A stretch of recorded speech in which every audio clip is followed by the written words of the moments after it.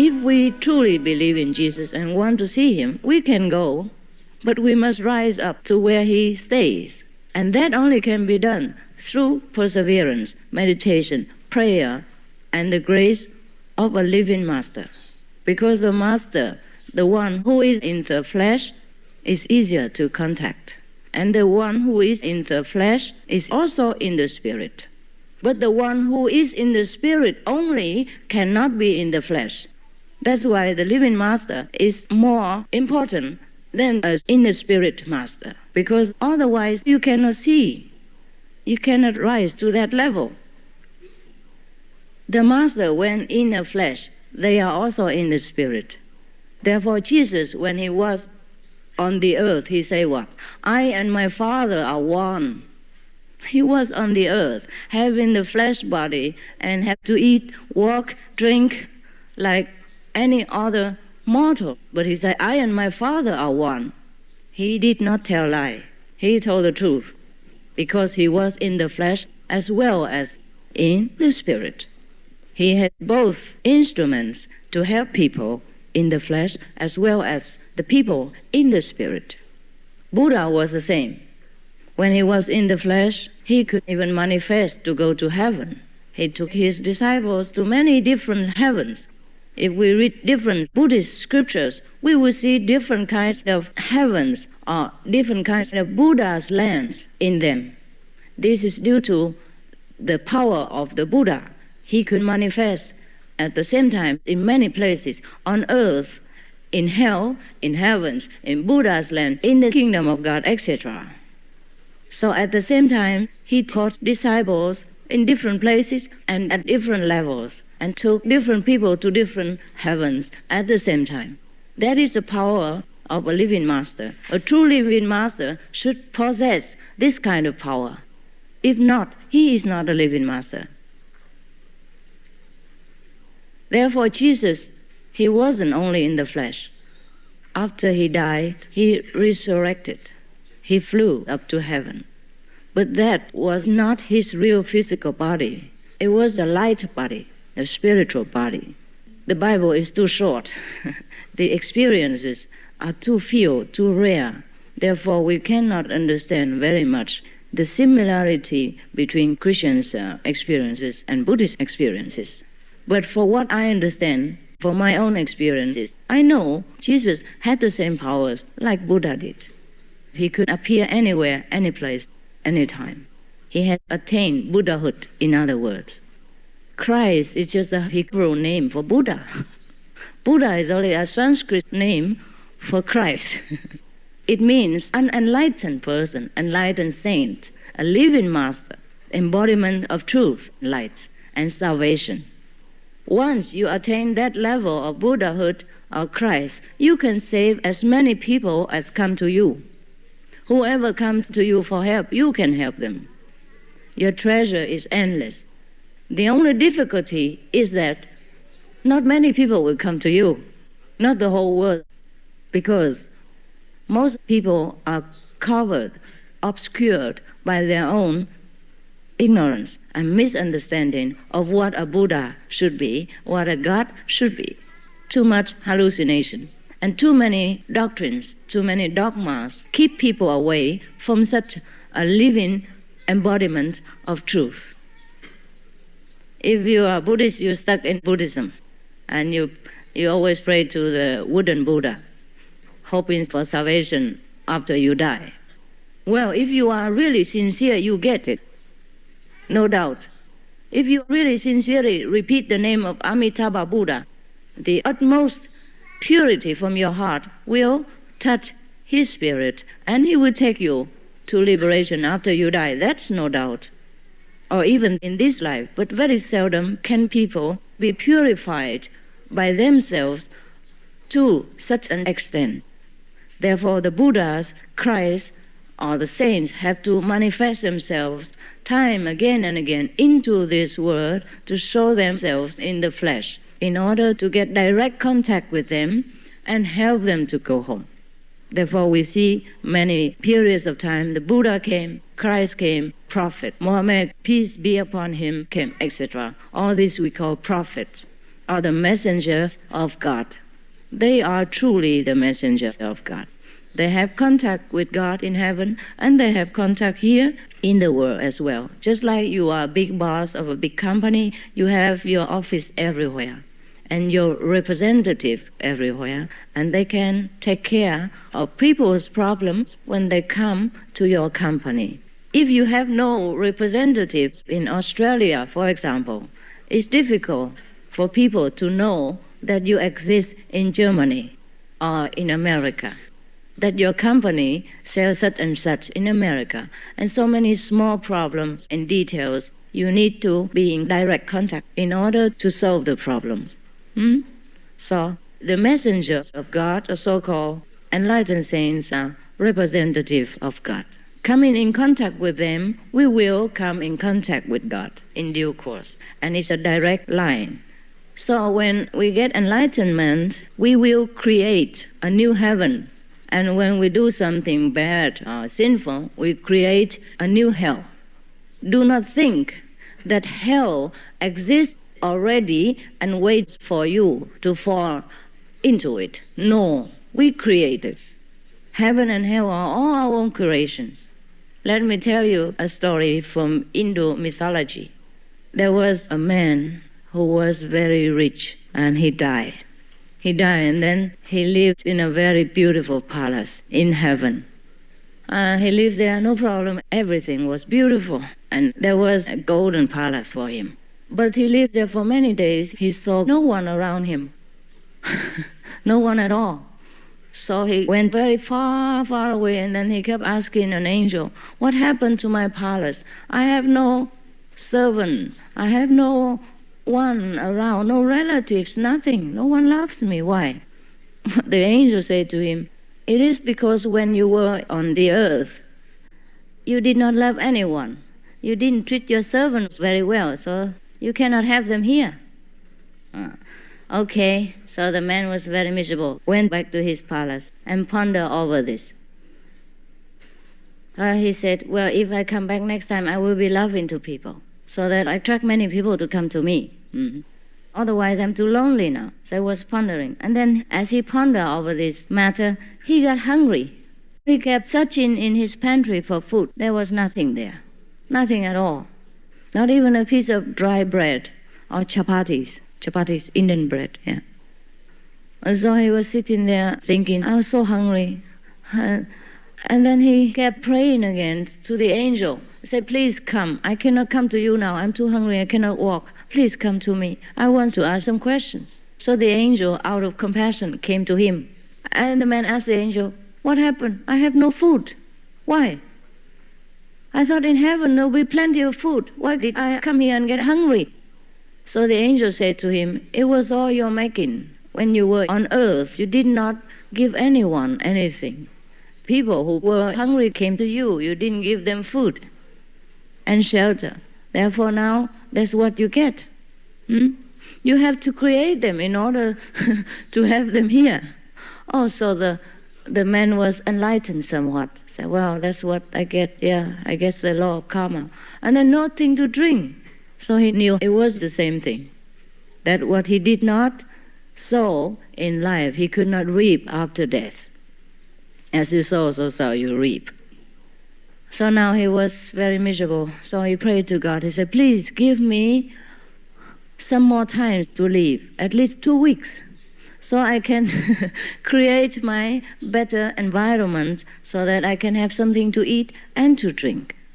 So because of his sincerity, God gave him 2 more weeks to live. And during these 2 weeks, he gave food and drinks and loved many people. So when he went back to that palace, he had plenty of people to serve him and love him and food and drink. But this is only a small story. In order to create the infinite heaven, meaning the long-lasting heaven, we need much more perseverance and virtues. Now you might tell me, "Well, I just have this one life. How can I create infinite heaven for myself?" Well, then you go to someone who has already created infinite heaven. then you join him or her and go to that heaven, and you can also stay there. But also, according to Buddhism, we have life after life. We do not have only one life. Therefore, maybe we have accumulated enough virtues and merit in order to live in such infinite heaven, like that of Amitabha Buddha. That was the one he created himself. It says so in the scriptures, and it is the truth.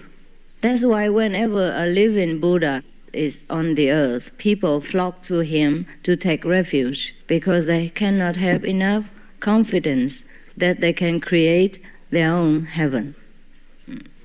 But nevertheless, the Buddha or the enlightened master would tell them, look, you are your own heaven. You can create it through this and that discipline, through such and such virtues and spiritual practice, because God's grace or Buddha's mercy are infinite. If we turn to them for refuge, then we get it. Now God or Buddha nature is what we have inside ourselves. It's the infinite power endowed to humans alone. We can discover this infinite power and create anything we want. And forget about hell. We do not create hell, then we don't have it. But that is, we have to live according to the instructions of the Master, and not create a new hell for ourselves, but create heaven. Otherwise, all the hells are always empty and waiting, and all the heavens are empty and waiting for us. It's not true. We create them. Okay, I will stop now. If you have any questions, welcome. You can write or you can ask. All right. I came in late, and I don't know if you might have already answered this, but let me ask this question anyway. Do you know about Sant Mat or Surat Shabd Yoga? Yes, I know. How does that compare with what you're teaching, and what is your impression of that? Maybe similar. It's just more extensive in my lectures. More extensive, the knowledge and the explanation. So are you saying that you're teaching the same thing then? I think so, yes. Okay. Is this explained more in your books, which I can get? No, it isn't explained in there. But because the Kuan Yin method you cannot explain, you can only transmit in silence. So what I explain is only kind of philosophy. So your method of meditation involves inner light and inner sound? Right. Okay. Thank you. I came in late, and I don't know if you might have already answered this, but let me ask this question anyway. Do you know about Sant Mat or Surat Shabd Yoga? Yes, I know. How does that compare with what you're teaching, and what is your impression of that? Maybe similar. It's just more extensive in my lectures. More extensive, the knowledge and the explanation. So are you saying that you're teaching the same thing then? I think so, yes. Okay. Is this explained more in your books, which I can get? No, it isn't explained in there. Because the method you cannot explain, you can only transmit in silence. So what I explain is only kind of philosophy. So your method of meditation involves inner light and inner sound? Right. Okay. Thank you. But, excuse me, it's more safe too with Master ChINGHAI and more powerful. More powerful than the Indian gurus in the line of Shiv Dayal Singh? No, we should not say things like this. Okay. See, we do not try to compare anything, yeah? Because people have different affinities with different masters. If you feel that Sant Mat appeals to you, yeah, that is the right path. If you feel I'm more appealing to you, then you have more affinity with me. What is your lineage? Who is your master and your master's master, etc.? It's in the Himalayas. The lineage doesn't come from one person. It comes from God. and it goes through different channels. Is there only one master on earth at one time, in your opinion, or can there be many? Many. Thank you. Because countries are so many. One master cannot satisfy the needs of all people. Also, the physical body has a limit. So when Buddha was alive, there was another master with him. Sometimes there are several, sometimes there are more, depends on the need of the time. But sometimes one master gets so famous that the other master gets into the shadow, or more well established. That's all. For example, like now everybody knows about Buddha because he has been established since 2,600 years ago. Everyone knows about Christ. So everyone else gets under their shadows.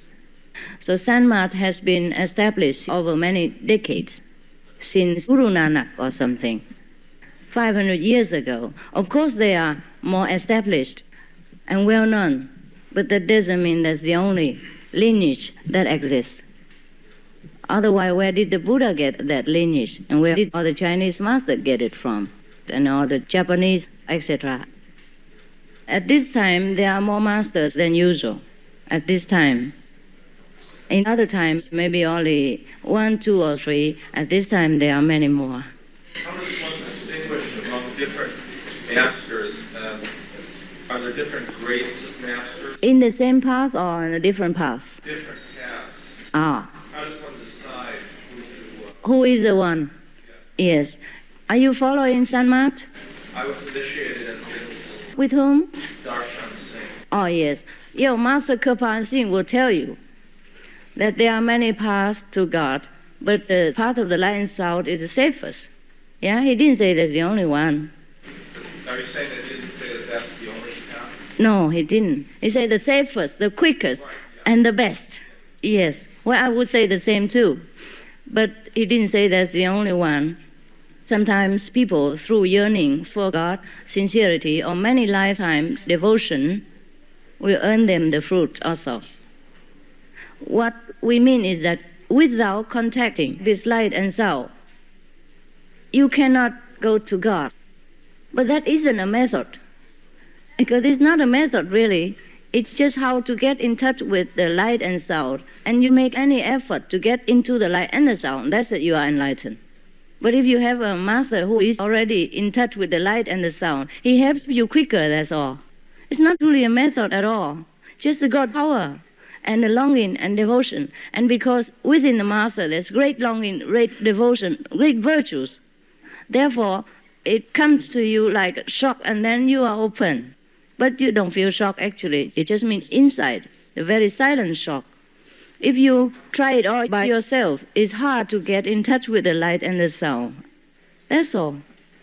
So whoever gets in touch with the light and the sound and who are so devoted to God, after some time, they become masters. And then they can transmit the same to others. Because inside them, they have now plenty light, plenty sound. For example, like you have plenty of money, you can give to people. Capito? Okay, I have a question basically related to what he has said. And the first one is basically about what's the criterion of selecting a master. Because as you said, right now there are many masters, but there are also many fake ones. Yes. And you open up newspaper, you're going to see many master advertising. And, right. And what's the criterion, you people like us can go ahead and select the masters. And the second one is because there are so many religions. And first one and the second. Okay. One by one, okay? People cannot remember all this, especially me. Yeah. Well, the first question, how to select a master. If you are somewhat enlightened, and you know immediately who is talking what. And if the master claims to be the real one, then he can give you some experiences of the light and the sound of heaven, or some kind of heavenly abode where that master has been. Share with you some of his power immediately, and that's what you call a real master. Also, the real master can appear anywhere and anytime without physical means, without transportation. That is also second criterion. But before you come to that, you must select a master according to his or her speech. Does it appeal to you or not? Is it logical or not? Intelligent enough or not? Does it answer all your questions or not? And look at the virtues of the master. Is the master truly without fame and name, without desire? Well, that's the outer. And then the inner is that when you are initiated, then you know whether the master has God power or not. And then when you practice, you see the master appear anywhere, anytime, to help you. And that is also how you know more and more each day. All right? I guess this... Is that okay? You think so? You agree? That's very similar to, that's identical. Otherwise, how can you identify the master? If he gives you no money, how can you believe that he has money? So, if he is enlightened, he should give you some light. It means he gets you enlightened also. All right? But they are ones, more often people are very confused by the supernatural power. And a lot of these fake masters, they will tell you a lot of things and let you see a lot of things, and you go with him. And then later on, as your book said, you get possessed. Yes. And then somebody has to come, people like you, to maybe depossess. And how do you tell the subtle difference between a master who's real, can share the light, and the other one who can't? Oh, see. Also, you have to look into your heart to find the master. When the student is ready, a master will appear. It means when your heart is sincere and pure, you will meet a sincere and pure master. So look into your heart to find a master, and not outside phenomena, not the advertisements on the paper. See what you want. Do you want God or do you want phenomena? Do you want God or do you want psychic power? Of course, if we truly want God, we pray. If you are not sure, you pray to God. I do not know you. Please let me know you alone and worship you alone. And don't let other people lead me astray. God surely will hear that. And he will lead you to the good master. Purity and sincerity is the guarantee for you to find a good or a bad master. Don't you agree? The master is in your heart. Okay, now there's the second question. Yeah. Because people have different attachments. Yes. And that's why there are so many sects in Buddhism, as well as there are so many religions outside Buddhism. Right. And how do you advise people to follow some sect like Zen Buddhism, Tantric Buddhism, Pure Land Buddhism, and ChINGHAI Buddhism, or Christianity? Is there any advice that you can provide people here? I do not advise anyone to follow anything. So many sects is because there are so many masters who appeared in many different periods of time. And then people follow that master and established another sect after he had gone. When he was alive, he didn't establish any sect at all. He would let people believe what they believed and did not interfere with people's background and social status of faith, original faith.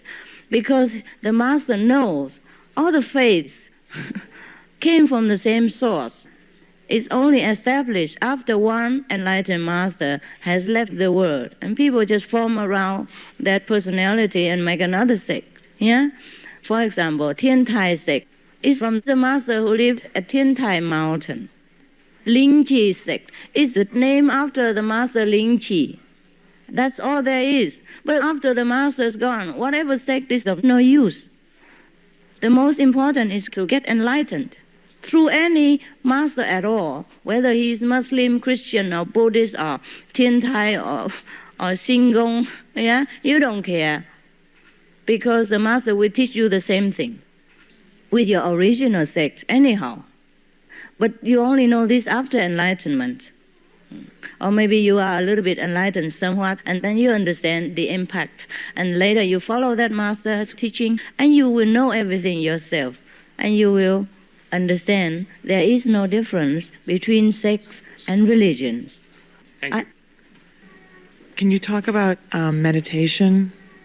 I don't know very much about it. Like, what do you think about when you're meditating, or what do I think about? Yeah, or what are you doing? All why right. are you enlightened? All right. meditation is a kind of listening to God's advice, God's instruction. Now, why do we meditate? It's just to reserve some time for the inner message. As we keep always asking for something, praying for something, we must also reserve some time to listen. Just like you ask me a question, now you have to be quiet for a while and try to listen to what I say. Is that not true?